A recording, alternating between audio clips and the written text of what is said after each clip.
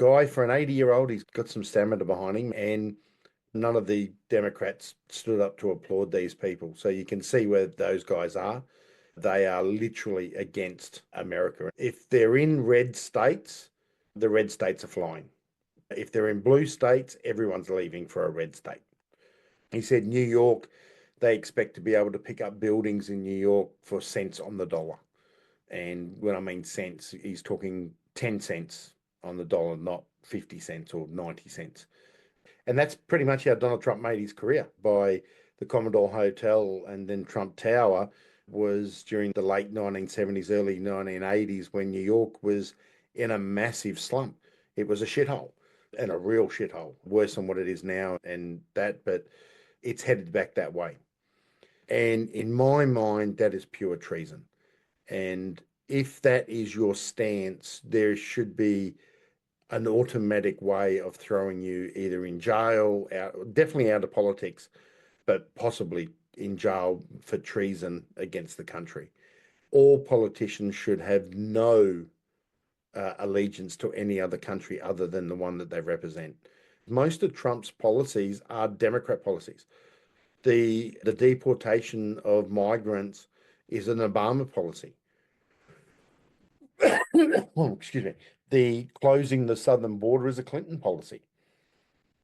Right. So these are Democrat policies that he's bringing manufacturing back to the US, supporting the US steel industry, creating a great, strong middle class. We can be real winners off the back of this if we pull our fingers out of our ass and actually get on board some of this stuff and find the bits and pieces of industries where we can really help what's over there. There's new refinery capacity being built. There's new wells being drilled. There's new gas fields being opened up, all off the back of the energy independence movement that's happening. It is going to be a disastrous outcome for Europe. Europe does not survive this at all. Europe will be a vastly different place come the end of, say, 2035, once all this settles and the war's finished and there is millions of dead people again. Now, this is all the signs that happen before war happens. War doesn't just happen overnight, right? It doesn't just start with the firing of the gun.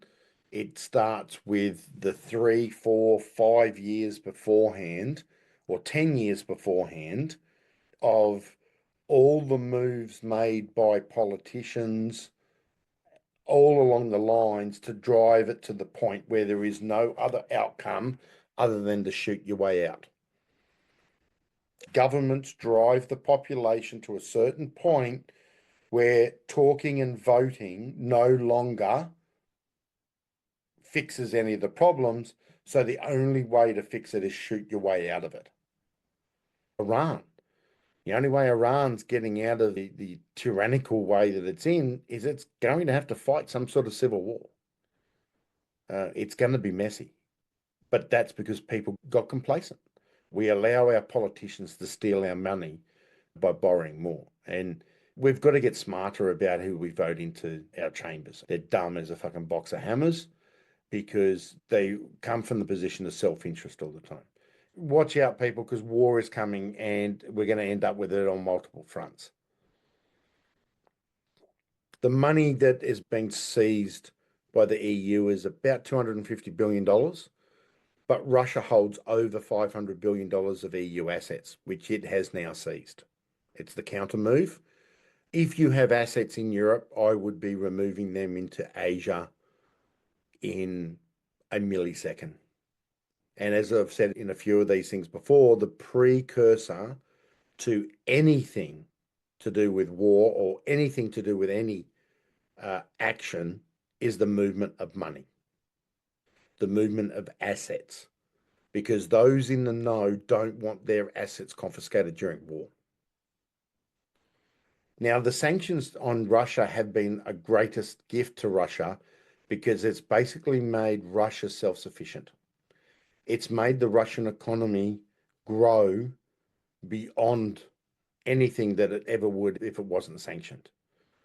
The influence peddling and the pedophilia that's going around is the smokescreen. It's the easy tearjerker for those people in the community that read headlines and don't want to dig any further. And I would say that Ghislaine Maxwell, who is undoubtedly a Mossad spy, there is no ifs, buts, or maybe she took over from her old man, Robert Maxwell, and she had very big influence and information gathering skills, was trained all her life to do so. Now, a lot of this still goes on today. There is yacht parties, there is young girls that want to be famous and they put themselves into stupid situations. This happens all the time. And it's not just young girls, it's young guys as well. There will be a new Epstein. There will be a new Ghislaine Maxwell. There will be yacht parties and influence peddling and everything. It will be in a new circle right now. The real questions we need to be asking is who funneled his money? Why was he cleaning? What deals was he doing? Who was he connecting? The pedo talk and all that is a smokescreen for small minds, right? The real story is the deals. Who was he connecting? Who was he doing it for? Because that will destroy governments, right? I am talking entire countries will fall if you got to the real story and the deals. And that is what is being hidden in the files. Doesn't matter which side of politics you're on, the deals happen from both sides. And they happen all the time. So I just thought that's quite an interesting, just a quick snapshot of where the country is at. And it's basically not good. The unemployment number being at 4.1 is, everyone will say it's great, but no, 4.1 is not good. They do say 5% is full employment, but in economies like this, where the low skilled are now starting to lose their job, watch that number go up and watch it go up pretty quickly. And the problem with this is if you have no small businesses, you have no middle class, you have no culture, you have no society. The destruction of the middle class and small biz is greater than any other destruction that can happen. This has never before been seen in the numbers that we're seeing it. They're just walking away. They're liquidating because of the ATO bills. They're liquidating because they just want to screw the credit card companies, and they're happy to take bankruptcy here. One person takes the bankruptcy, the other person phoenixes the company offshore. If none of them do that, we do not have a country. Because all the small businesses that are going to be directly or indirectly fed by government, they will be shrunk and shrunk and shrunk and shrunk until there's only 2 or 3 majors left. They're going to have to release their policies basically before the end of this year, fully costed, fully worked out, basically be full campaign mode with their policies from now until whenever the election's held. Mind you, nothing's good for Australia whenever they're doing their numbers. They're always talking about themselves and they're always talking about how to keep their power. They want the real thing.